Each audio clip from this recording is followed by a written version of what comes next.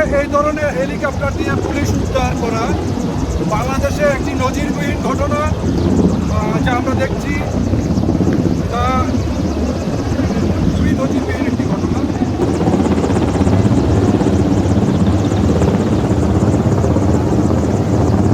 লাখ লাখ জনতা ছাত্র সম্মিলিতভাবে দাঁড়িয়ে আছেন এবং তাদের ভয়ে মূলত কিছু হটে বিল্ডিংয়ে উঠেছিল বাংলাদেশ পুলিশের পাড্ডা থানা এবং গুলশান থানার আশেপাশে বিভিন্ন থানার সদস্যরা। পরবর্তীতে জনগণের ধাওয়াকে তারা এই বিল্ডিংয়ে আশ্রয় নেন এবং বিল্ডিং থেকে তাদেরকে এখন উদ্ধার করছে। মূলত বাংলাদেশের ইতিহাসে এগুলো একটি নজিরবিহীন ঘটনা যে পুলিশ এই জনতার ধাওয়াকে লক্ষ লক্ষ জনতার ধাওয়াকে এই বিল্ডিং উঠেছিল। এখন তারা এই র্যাব, এয়ারফোর্স এবং পুলিশের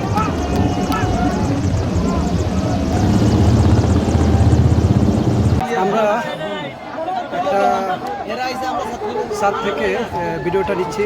পুলিশের তৎপর অবস্থা সরে গিয়েছে পুলিশ। এখন আবার সাধারণ শিক্ষার্থী যারা তারা আবার রামপুরার দিকে হাঁটা শুরু করছে। বারবার হেলিকপ্টারটি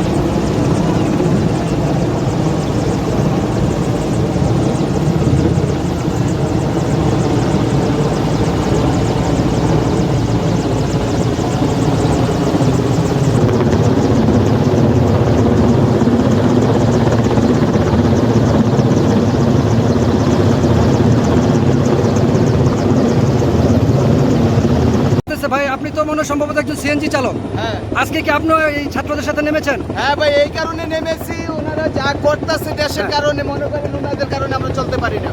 আচ্ছা, এই যে হেলিকপ্টার আসতেছে বারবার 4টা-5টা হেলিকপ্টার, কি করতেছে তারা? তারা এই যে আমগো দেশের আমগো টাকা সম্পদ পুইরা পুলিশ নিতেছে, পুলিশ উদ্ধার করতেছে। আমাদেরটা খায়, আমাদেরটা পরে, এবং কি আমাদের সাথে দুর্নীতি। আমরা নাকি রাজাকার? আমাদের ছেলেরা যদি রাজাকার হয় তাহলে কি আমরা রাজাকার? ওনারা কি বললো আমাদেরকে আমরা রাজাকার এই দেশে? হ্যাঁ, ধন্যবাদ ভাই, হ্যাঁ ধন্যবাদ।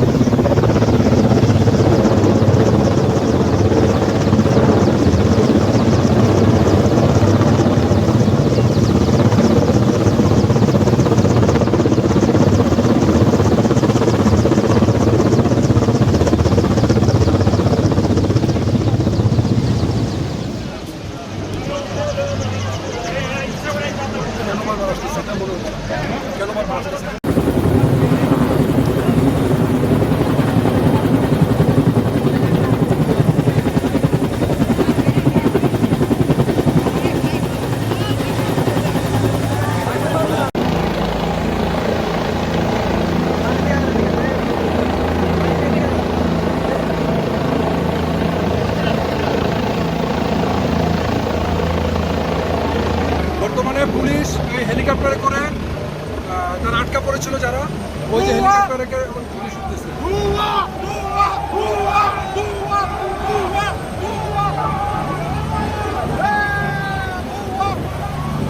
আমরা দেখতে পাচ্ছি বাড্ডা, গুলশান বা বিভিন্ন জায়গা থেকে যে পুলিশগুলো আসছিল, যারা এই বিল্ডিংয়ে আটকা পড়েছিল তারা এখন এই হেলিকপ্টারে করে সরে যাচ্ছে।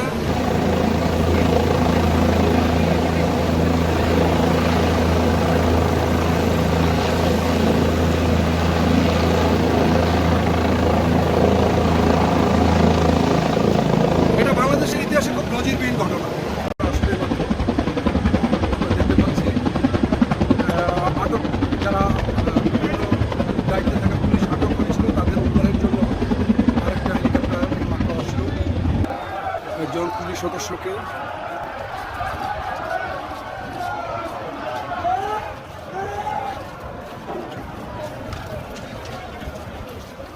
মাত্র আসলো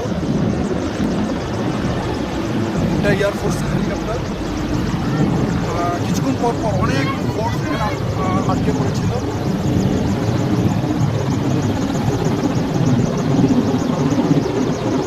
বাংলাদেশের ইতিহাসে এটি রেয়ার ঘটনা। পুলিশ আটক হওয়ার পর তাদেরকে হেলিকপ্টার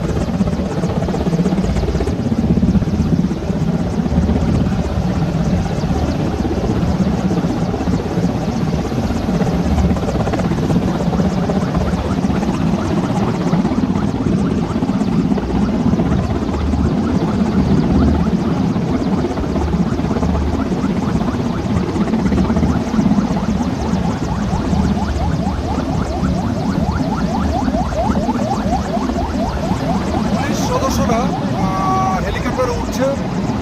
আমরা দেখতে পাচ্ছি পুলিশ সদস্যরা হেলিকপ্টার যে রোপটা থাকে সেই রোপ দিয়ে ওঠার চেষ্টা করছে এবং হেলিকপ্টারটি একটি জায়গায় স্থির হয়ে আছে।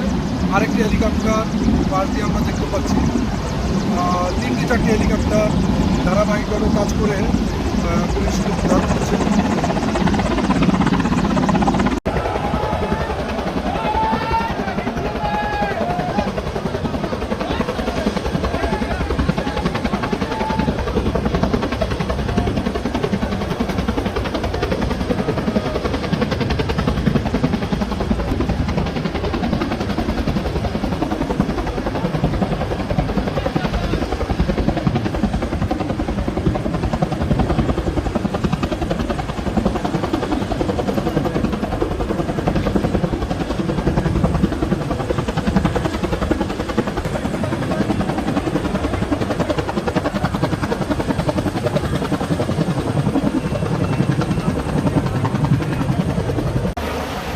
এটা পুলিশের হেলিকপ্টার অলরেডি চলে আসছে, আমরা দেখতে পাচ্ছি।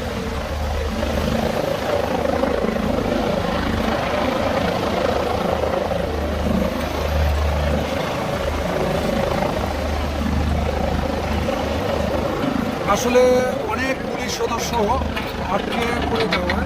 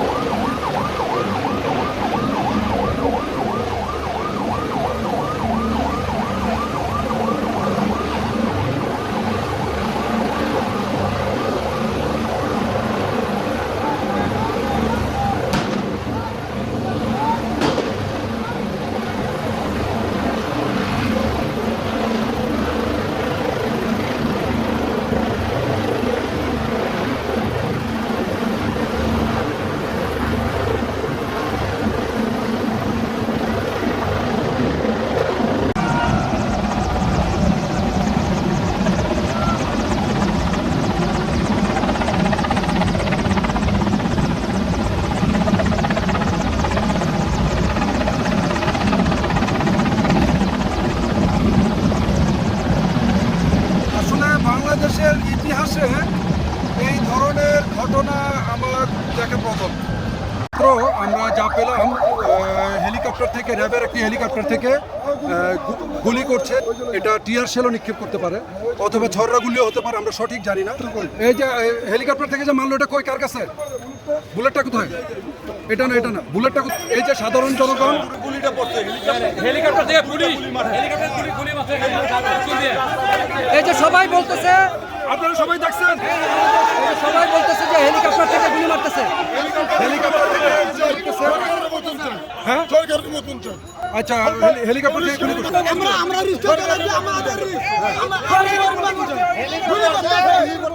হেলিকপ্টার থেকে গুলি আপনি দেখছেন, আপনি নিজে দেখছেন তো? ওই গুলিটা কার গায়ে লাগছিল? ওই গুলির অংশটা সামনে গুলি করছে হেলিকপ্টার, আপনার সামনে সামনে গুলি করছে। কিভাবে দেখলেন? গুলিটাকে একটা সাদা কালো রঙের একটা জিনিস সামনে পড়ছে, এখন ওটা থেকে ঠোঁটা, একটা ঠোঁটা, গুলির ঠোঁটা এই দুটো। কয়েকটা গুলি করছে, টানা কয়েকটা গুলি করছে, আমি নিজে চোখে দেখেছি। আচ্ছা, ওই যে ওইদিকে গুলি করছে, তাই দেখাই।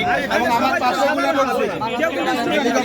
গুলি করছে, আমার পাশে গুলি। এখন তাদের কথা হচ্ছে যে আমরা সাধারণ পাবলিক, উৎসুক জনতা, আমাদের উপর কেন হেলিকপ্টার থেকে গুলি করলো?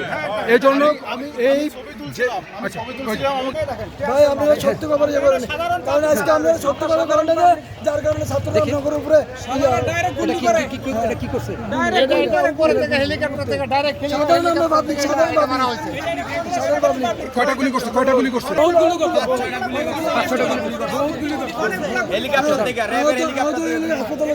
এখানে থাকা অবস্থায় আমরা দেখলাম যে র্যাবের হেলিকপ্টারটি আসলো এবং গুলি করলো।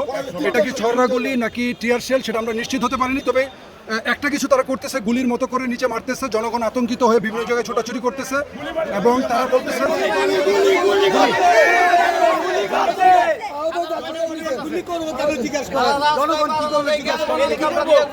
তাদের কথা হচ্ছে বাংলাদেশের ইতিহাসে কখনোই হেলিকপ্টার থেকে জনগণের উপর গুলি করেনি, কেন গুলি করলো সেই জবাব তারা চাচ্ছে। যে গুলি ছুটছে এবং মানুষজন বিভিন্ন দিক বিদিক ছোটাছুটি করতেছে, আপনি আমি নিজে স্বচক্ষে প্রমাণ, আমি নিজে দুইটা গুলির আওয়াজ শুনছি এবং আমি নিজে গুলি পড়তে দেখেছি এবং আমি নিজে লুকিয়েছি বাসের আড়ালে। তো এটা তো একটা স্বাধীন রাষ্ট্র হিসেবে হতে পারে না। ছাত্ররা যা করতেছে এটা ইলিগাল কিছু না। গভর্নমেন্ট তাদের বলতে পারে, তারা কোঠা বাতিল করতে বলেন না, বলুন সংশোধন। এটা অন্যায় কোনো আবদার না, এটা কোনো সমঝোতা না, এটা কোনো সমঝোতা না। কিছুক্ষণ আগে যে আইনমন্ত্রী বললো যে সমঝোতা, এটা কিসের সমঝোতা? সে সমঝোতার কথা বললে এখানে র্যাপরে মানে পাঠায় দিচ্ছে গুলি করার জন্য, সাধারণ মানুষ দেখতেছে না, সাংবাদিক দেখতেছে না, মানে অনেকে বলতেছে যে চূড়াগুপ্ত হামলা, এবং এটা কখনই তারা কল্পনার জগতেও ভাবেনি এই ধরনের ঘটনা। আমাদেরটাই খায়, আবার আমাদেরটাই পরে আবার আমাদেরকে গুলি করে এবং তারা কোন ধরনের স্বাধীনতা এটা? ছাত্রদের দাবি যে ব্র্যাকের ভিতরে একটা ডেড বডি রেখে আসছে, আপনি রেখে আসছেন। বাড়িতে হয়েছিল। পুলিশ আমাদের কাছে যখন আর পারতে আসে না আমাদের সাথে, আমাদের তো জনসংখ্যা বেশি, পুলিশ তো অল্প কয়েকজন। যখন ওরা আমাদের সাথে পারতে আসে না, তখন ওরা বেরোজ ইউনিভার্সিটির ছাদে উঠছে। এই যে এই ছাদে তারা উঠছে। আচ্ছা, আপনাদের কোন পর্যন্ত দখল আছে বলে দেন। আচ্ছা, ছাদে উঠছে, ছাদে ওঠার পর ছাদে ওঠার পরে হেলিকপ্টার এসে আসে, তাদেরকে নিয়ে যাচ্ছে। হেলিকপ্টার এসে ওদেরকে নিয়ে যাইতেছে। ছাত্রলীগ এখন এমন পর্যায়ে গেছে, ওরাই দেশ চালায়। ধন্যবাদ। মৃত্যুগুলো দেখেছি, যেহেতু আমরা ফিল্ডে ছিলাম, এই মৃত্যুগুলো আমাদের হৃদয় নাড়িয়ে দিয়েছে। এই মৃত্যুগুলো আমাদেরকে মনে হচ্ছে যে আমরা কি আর মানুষ বা জাতি হিসেবে আমরা ঠিক জায়গায় আছি কি না। আমরা সাংবাদিকতায় যদি অপসাংবাদিকতা করি, আমরা সাংবাদিকতায় যদি সত্যকে সত্য বলতে না পারি, আজকে যারা তেলবাজি করে, যারা বিভিন্ন সংবাদকে চাপিয়ে রাখে, তাদের জন্য হয়তো আজকে এই ধরনের একটি সিচুয়েশন তৈরি হয়েছে। তেলবাজি সাংবাদিকতায় আজকে যে ধরনের প্রশ্ন করা হয়েছিল প্রধানমন্ত্রীকে, তার উত্তরের জেরে আজকে দেশে একটা ভয়ঙ্কর পরিস্থিতি সৃষ্টি হয়েছে। এই সাংবাদিকতা, অপসাংবাদিকতার কারণে, এই তথ্য গোপন করার কারণে সাধারণ মানুষের যে ক্ষতি হচ্ছে, সাধারণ মানুষ যেভাবে ক্ষতিগ্রস্ত হয়ে যাচ্ছে, এই যে এত লাশ, আজকে যে ছেলেটি মারা গেল তার মায়ের আহাজারি, তার বাবার আহাজারি, এগুলো আমার হৃদয়কে, আসলে আমাদের হৃদয়কে ভেঙে দিয়েছে। আমাদেরকে একেবারে বলা চলে যে আমরা হৃদয় থেকে নিশ্চিহ্ন হয়ে যাচ্ছি। আমাদের কাছে মনে হচ্ছে জাতি হিসাবে আমরা কি সঠিক জায়গায় আছি? আমরা সাদাকে সাদা, কালোকে কালো বলতে। আমরা আজকের এই ভয়ঙ্কর যে স্পটে দুইজন মানুষের তরতাজা প্রাণ নিভে গিয়েছে, সেই স্পট থেকে